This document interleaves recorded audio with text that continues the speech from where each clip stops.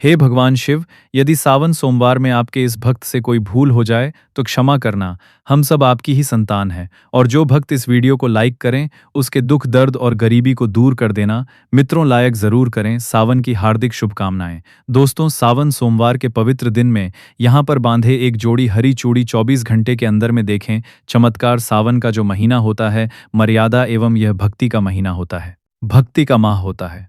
सावन के पूरे महीने पर भगवान भोलेनाथ जी का नियंत्रण माना जाता है। कालों के भी काल कहे जाने वाले महाकाल शिव शंभू को सावन का महीना बहुत ही खूबसूरत लगता है। इस समय सूखे पड़े बंजर, सूखे पड़े बाग खिलखिला उठते हैं। चारों ओर हरियाली ही हरियाली दिखाई होती है। सावन का महीना लड्डू गोपाल श्री कृष्ण को अति प्रिय है। अपने बाल गोपाल रूप में भगवान लड्डू गोपाल वृंदावन में सावन में स्नान अवश्य करने आते हैं। श्री कृष्ण सखियों के साथ मिलकर वर्षा आदि में स्नान करते हैं और नृत्य आदि करते हैं। दोस्तों, ऐसा माना जाता है कि सावन के पूरे महीने भर भगवान भोलेनाथ जी की पूजा पाठ करने से वह शीघ्र ही प्रसन्न होते हैं। सावन का पूरा महीना भगवान भोलेनाथ का प्रिय महीना है। इसकी अनेक पौराणिक कथाएं एवं धार्मिक मान्यताएं भी हैं। दोस्तों, जनसाधारण लोग किसी और महीने में संयम नियम का पालन करें या ना करें, लेकिन सावन के महीने में संयम एवं नियम का पालन जरूर करते हैं। सावन में जो लोग व्रत आदि करते हैं तो उन्हें पूरे महीने भर लहसुन, प्याज तथा किसी का झूठा भोजन भी नहीं करना चाहिए, क्योंकि इस समय व्रतधारी भगवान शिव की शरण में होता है।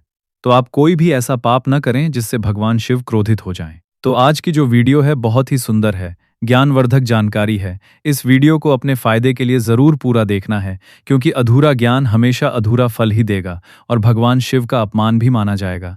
इसलिए सावन के शुभ अवसर पर वीडियो को अंत तक जरूर देखें और कमेंट में अपनी राशि जरूर डाल दीजिए। यदि हमारे पास कोई उपाय होगा तो वह आकर हम आपके कमेंट के रिप्लाई में जरूर बताएंगे। सावन के महीने की विशेष महत्व कुछ इस प्रकार से है दोस्तों।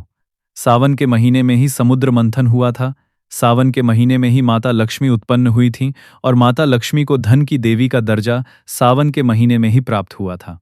सावन के महीने में ही भगवान भोलेनाथ भूलोक पर आ जाते हैं और भूलोक पर जिनके घर पर यथावत शिवलिंग रखा हुआ होता है तो उनके घर में भगवान आश के रूप में जरूर आते हैं। दोस्तों, इस माह में भगवान विष्णु योग निद्रा में चले जाते हैं, तो सृष्टि का जो भार होता है वह भगवान भोलेनाथ संभालते हैं। तो आज की जो वीडियो का विषय है बहुत ही सुंदर है कि इस वृक्ष पर बांधे दो जोड़ा हरी चूड़ी, आपकी हर इच्छा शीघ्र ही पूर्ण होगी। और इस वृक्ष पर सावन में अगर हरी चूड़ी बांधते हैं तो आपकी सभी मनोकामना शीघ्र ही पूर्ण होगी ही होगी और आपका आने वाला समय भी सुगमता पूर्वक से गुजरेगा और कैसी भी आपके जीवन में जो परेशानी चल रही हो वह परेशानी भी समाप्त हो जाएगी। अच्छी चूड़ी सभी समुदाय के लोग पहनते हैं। हिंदू, मुस्लिम, सिख, ईसाई सभी लोग अपने हाथों में चूड़ियां अवश्य धारण करते हैं। कोई इसे बैंगल्स बोलता है तो कोई इसे कड़े, कोई इसे चूड़ी आदि बोलता है, लेकिन चूड़ी का महत्व सर्वप्रिय है। देवी देवताओं को अति आकर्षक करने वाली चूड़ियां मानी जाती हैं।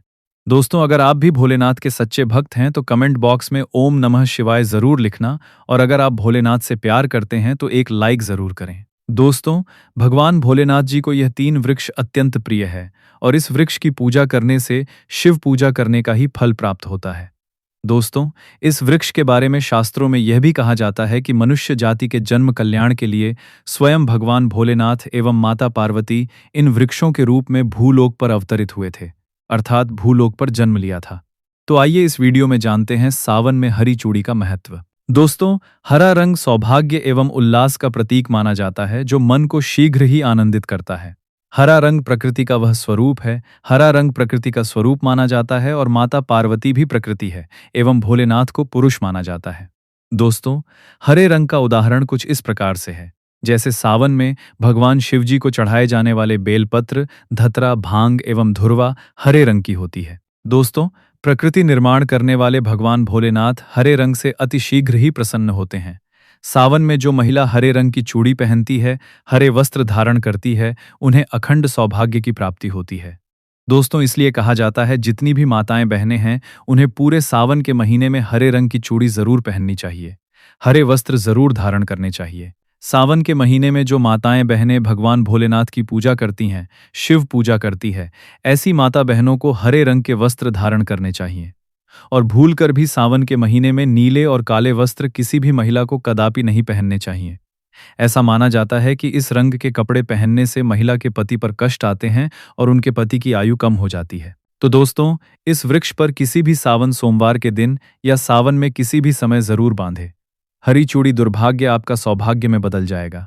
कैसी भी आपके ऊपर परेशानी हो, गरीबी हो, कष्ट हो, कर्ज हो, तकलीफ हो, जीवन में जो परेशानी हो, वह सारी समस्याएं समाप्त हो जाएंगी। दोस्तों, केवल एक ही सोमवार के दिन अगर आप यह उपाय करते हैं, हरी चूड़ी इस वृक्ष पर बांधते हैं, तो आपके जन्म जन्मांतर की गरीबी भी मिट जाती है और शीघ्र ही आप आपके एक ही सोमवार के दिन यह उपाय करने से मनोकामना पूर्ण होगी। तो दोस्तों, वह वृक्ष कौन से हैं? आइए जानते हैं। प्रथम वृक्ष है शमी का वृक्ष। शमी के वृक्ष के बारे में ध्यान से सुनिए। तो शमी का वृक्ष माता पार्वती का एवं भगवान भोलेनाथ जी का मिश्रित स्वरूप कहा जाता है। इसलिए दोस्तों, शमी के वृक्ष को उमाश्वर वृक्ष भी कहा जाता है। पूरे सावन भर शमी के वृक्ष पर माता पार्वती एवं भगवान भोलेनाथ जी का वास माना जाता है। सावन के महीने में गोधूली बेला पर प्रदोष काल के समय, अर्थात दोस्तों, जब ना ही दिन हो और ना ही रात, अर्थात संध्या काल के समय, तो इस वृक्ष को संध्या काल के समय में गोधली बेला में या फिर प्रदोष समय में इस वृक्ष को छूने से पाप, दोष, कष्ट एवं परेशानी केवल सावन के महीने में छूने मात्र से समाप्त हो जाती है। दोस्तों, सावन के पवित्र महीने में अगर शमी वृक्ष की जड़ पर कच्चा दूध डाला जाए तो भगवान शिव शीघ्र ही प्रसन्न होते हैं एवं माता पार्वती का ढेर सारा आशीर्वाद प्राप्त होता है। दोस्तों, शमी के वृक्ष का महत्व कुछ इस प्रकार से है। भगवान राम रावण पर आक्रमण करने के पूर्व भगवान राम ने शमी वृक्ष की पूजा की थी और पांडवों ने अपने दिव्य हथियार भी शमी के वृक्ष के नीचे में दबाए थे। शमी का वृक्ष जिस घर में लगा होता है उस घर का कल्याण हो जाता है और उस घर में सभी प्रकार के भौतिक सुख का वास माना जाता है। तो दोस्तों, सावन के किसी भी सोमवार के दिन शमी वृक्ष पर उमा महेश्वर का ध्यान करते हुए 2 जोड़ी हरी चूड़ी एवं हरे रंग का रिबन जरूर बांधना चाहिए, या फिर हरे कलर का जो भी आपको श्रृंगार आदि मिल जाए वह आपको जरूर बांधना चाहिए। जैसे कि हरे रंग की मेहंदी, हरे रंग की बिंदी या हरी चूड़ियां जरूर बांधनी चाहिए। दोस्तों, कैसी भी आपकी मनोकामना हो वह एक ही बार में पूर्ण हो जाएगी, क्योंकि इस खास समय पर यानी सावन के समय में भगवान शिव खास तौर पर वास करने आते हैं धरती पर और शमी के वृक्ष में स्थायी रूप से वास करते हैं। शमी का वृक्ष छूने मात्र से आपकी मनोकामना शीघ्र ही पूर्ण हो जाएगी। पूरे सावन भर अगर शमी के पत्ते भोलेनाथ जी को उनकी पूजा में चढ़ाते हैं तो इससे अष्टलक्ष्मी आपके घर में वास करती है। आपके घर में कैसी भी गरीबी हो, दरिद्रता हो, दुख हो, परेशानी हो, गरीबी हो, बीमारी हो, सब समाप्त हो जाती है और पूर्ण रूप से आपके घर में भौतिक सुख करके निवास करने लगते हैं। दोस्तों, दूसरा वृक्ष है धतूरे का वृक्ष। धतूरे का वृक्ष भगवान भोलेनाथ के उग्र रूप काल भैरव के अंश से उत्पन्न हुआ है। ऐसी मान्यता है कि शिवलिंग पर धतूरे के पत्ते या पुष्प फल चढ़ने से राहु, केतु एवं शनि के कुप्रभाव समाप्त होते हैं। धतूरा के वृक्ष पर सावन के किसी भी सोमवार के दिन अगर 2 जोड़ी हरी चूड़ी बांधे तो शत्रुओं से छुटकारा मिलता है एवं शत्रुओं का सर्वनाश होता है। और दोस्तों, सावन सोमवार के दिन धतूरा का वृक्ष छूने मात्र से भगवान शिव आपके घर में दौड़े चले आएंगे। दोस्तों, अगर सावन के किसी भी शनिवार के दिन धतूरा के वृक्ष पर बाबा काल भैरव का ध्यान करते हुए हरी चूड़ी अगर बांधी जाए तो घर से भूत प्रेत बाधाएं सब नष्ट हो जाती हैं, भस्म हो जाती है एवं छोटे से धतूरे की जड़ अगर घर के किसी भी कोने में छुपा दी जाए या घर में जमीन में गाड़ दी जाए तो भूत प्रेत इत्यादि का वास घर में कभी नहीं हो है। घर से सभी बाधाएं शिव के वास होने से भाग जाती हैं। दोस्तों, जो तीसरा वृक्ष है वह है बेल का वृक्ष। अगर भगवान शिव को बेलपत्र न चढ़ाए जाएं तो सावन का व्रत अधूरा माना जाता है और बिना पत्र चढ़ाए ही शिवलिंग पर जल भी व्यर्थ हो जाता है। इसलिए जब भी आप भगवान शिव पर बेलपत्र चढ़ाएं तो 5 बेलपत्रों पर उसके ऊपर में श्री राम अवश्य लिखें। इससे भगवान शिव जल्दी और अत्यंत प्रसन्न हो जाते हैं। दोस्तों, सावन में बेल वृक्ष छूने से कई तीर्थों का लाभ मिलता है। सावन में इस वृक्ष को क्यों छूना जरूरी है, आइए जानते हैं बेल वृक्ष की महिमा को। बेल का वृक्ष मैं आप लोगों को कई बार कई कथा में बता चुका हूं कि ये जो बेल का वृक्ष है माता पार्वती के स्वरूप कहा गया है। तो यह वृक्ष माता पार्वती के पसीने से उत्पन्न हुआ है। स्कंद पुराण में बहुत ही स्पष्ट तरीके से बताया गया है। इसके पत्ते में शिव और डाली में पार्वती, जड़ में ब्रह्मा एवं तन में विष्णु जी स्वयं रहते हैं। संध्या काल में ऐसा माना जाता है कि शिव मंदिर के समीप में जो बेल के वृक्ष है, इसके नीचे में अगर कोई भी व्यक्ति सावन में शाम के समय, वैसे तो इसे डेली जलाना चाहिए, लेकिन अगर सावन के पावन दिनों में शाम के समय अगर भगवान शंकर जी का कोई भी शिव मंदिर है तो उसके किनारे में जो कोई बेल का वृक्ष हो वहां पर बिल्कुल आप एक घी का दीपक जला दीजिए। इसे बहुत ही उत्तम कहा गया है। वैसे अगर आप घी का दीपक जलाते हैं तो आपको धन, गुण एवं परम शिव भक्ति की प्राप्ति होती है। दोस्तों, इस वृक्ष को छूने से पाप तत्काल नष्ट हो जाते हैं। कैसा भी आपके जीवन में पाप हो दूर हो जाता है, तो आपको करना क्या है? देखिए, जो बेल का वृक्ष है इसे बहुत ही उत्तम कहा गया है। माता लक्ष्मी को भी बेल के वृक्ष का अवतार लेना पड़ा था। एक कथा के अनुसार इसके बारे में मैं एक कथा भी बता दूंगा कि क्यों माता लक्ष्मी को बेल के रूप में बेल के वृक्ष में अवतरित होना पड़ा था। तो आपको सावन के पवित्र दिनों में बेल के वृक्ष के नीचे हो सके तो घी का दीपक जरूर जलाएं। बहुत ही उत्तम कहा गया है। अन्य वृक्षों को जैसे आपने गंगा जल अर्पित करें, बताशे का भोग लगाएं, लेकिन बेल के वृक्ष के नीचे सावन महीने के हर सोमवार पर एक घी का दीपक जरूर जलाएं। बेल के वृक्ष को माता पार्वती तथा भगवान शंकर का स्वरूप ही कहेंगे। बेल के वृक्ष की जो जड़ होती है, इसके जो मूल भाग होते हैं, इसमें समस्त तीर्थ आकर के निवास करते हैं। इसीलिए सावन के महीने में कहा जाता है, जो लोग अगर तीर्थ धाम नहीं जा सकते, तीर्थों के दर्शन नहीं कर पाते, तो ऐसे व्यक्ति बेल वृक्ष के नीचे में 1 महीने तक घी का दीपक जला लेते हैं, तो संपूर्ण जितने भी तीर्थ होते हैं, इसके घूमने का बराबर पुण्य की प्राप्ति होती है। मैं इसलिए सारी जानकारी, गुप्त रहस्य जानकारी बताता हूं, जिससे आप सभी दर्शकों को कल्याण हो, दर्शकों की बिल्कुल ही आध्यात्मिक उन्नति हो। सभी को धन की जरूरत नहीं होती, किसी को पुण्य की प्राप्ति की जरूरत होती है, कोई आध्यात्मिक उन्नति करना चाहते हैं।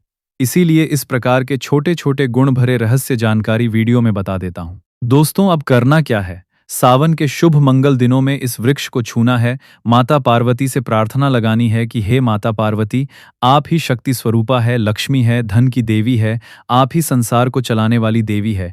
इस प्रकार से प्रार्थना करते हुए इस वृक्ष को छूना है और बोलना है, मेरी गरीबी मिटाए माता, मेरी निर्धनता को मिटाए, मेरे जीवन में चल रही परेशानियां, सारी परेशानियों को दूर करें। इस प्रकार प्रार्थना करते हुए आपको एक कपूर और एक लौंग को भी जला देना है। और एक काम जरूर करना है, जलाने के बाद इस वृक्ष को आपको बोलना है कि मैं भोग स्वरूप आपको धतूरे के पत्ते एवं धतूरे के फल समर्पित कर रहा हूं, आप स्वीकार करें। दोस्तों, इस वृक्ष की जड़ के नीचे में भी आपको धतूरे के फल एवं पुष्प को, पुष्प है तो पुष्प भी रख सकते हैं, फिर पत्ते रख दीजिए। और अब वृक्ष आपको छूना है, प्रार्थना करते हुए कि हमारी गरीबी मिटाए, हमारी निर्धनता मिटाए, बिल्कुल ही आपके जीवन में कभी गरीबी नहीं आएगी। और एक प्रार्थना जरूर करना है, किसी की हाय लग गई हो, बद्दुआ लग गई हो, किसी का दोष लगा हो, जिसके कारण हमारी आध्यात्मिक उन्नति नहीं हो पा रही हो, तो आप जो है हाय बद्दुआ एवं किसी का दोष लगा हो, उसे तुरंत दूर करें। शनि, राहु, केतु का अगर दुष्ट प्रभाव लग रहा हो, नवग्रहों में से कोई नवग्रह हमें पीड़ित कर रहा हो, या फिर कि भी हमारे पूर्वजों द्वारा किसी भी प्रकार का हमें पितृदोष लगा हो, क्योंकि पितृदोष लगने के कारण व्यक्ति की आत्मिक उन्नति भी नहीं हो पाती, तो आप बोलना कि समस्त प्रकार के दोषों को आप दूर करें, अपने अंदर में खींच लीजिए और आप हमें दोष मुक्त कर दीजिए। तो इस प्रकार से आपको ये प्रार्थना करनी है। और एक काम आपको जरूर करना चाहिए। आपको सावन के समय धर्मशास्त्रों में कहा गया है, बहुत सारे लोग भी बताते हैं, हमारे गुरुजी भी कहा करते थे, सावन के दिन अगर बेल के वृक्ष की जड़ में मिश्रित युक्त मिश्री, जो मिश्री आती है खड़ी खड़ी, आप सभी दर्शकों को जरूर पता होगी, शक्कर टाइप की होती है, तो आपको मिश्री डला हुआ दूध अगर आप इनकी जड़ में डालते हैं, तो ऐसा कहा गया है कि ऐसा व्यक्ति कभी निर्धन नहीं होता। ऐसे व्यक्ति के जीवन से किसी भी प्रकार से अगर लक्ष्मी रुष्ट हो चुकी हो, ऐसे व्यक्ति पर माँ लक्ष्मी भी प्रसन्न होती है। ऐसे व्यक्ति के जीवन में धन का अभाव नहीं होता। ऐसे व्यक्ति फिर रोग रहते हैं, निरोग काया प्राप्त होती है। आप चाहते हैं तो यही क्रिया नीम के वृक्ष पर भी कर सकते हैं। नीम के वृक्ष पर माता लक्ष्मी निवास करती है, समस्त दैय शक्ति निवास करती है। नीम के वृक्ष में अगर आप जो है सावन के शुभ मंगल दिनों में आपको एक गिलास या फिर एक लोटे, सामर्थ्य के अनुसार तांबे के लोटे में आपको दूध डाल के इनके अंदर जो है अभिषेक करना चाहिए, इनकी जड़ में डालना चाहिए। लेकिन आपको मीठा दूध ही डालना है, मिला हुआ दूध आपको चढ़ाना है, इनकी जड़ में डालना है और गरीबी मिटाने की प्रार्थना करनी है। या फिर जिन लोगों पर कर्जे का भार है, वह लोग बोल सकते हैं कि हमारे कर्जे का भार दूर हो, या फिर जीवन में जो किसी भी प्रकार की जो परेशानी है, वह परेशानी भी बोल देना। वह परेशानी तत्काल यह वृक्ष समाप्त करते हैं और आपको इसे छू करके आ जाना है। दोस्तों, सावन में आप इन वृक्षों को जरूर छुएं, आपका कायाकल्प हो जाएगा।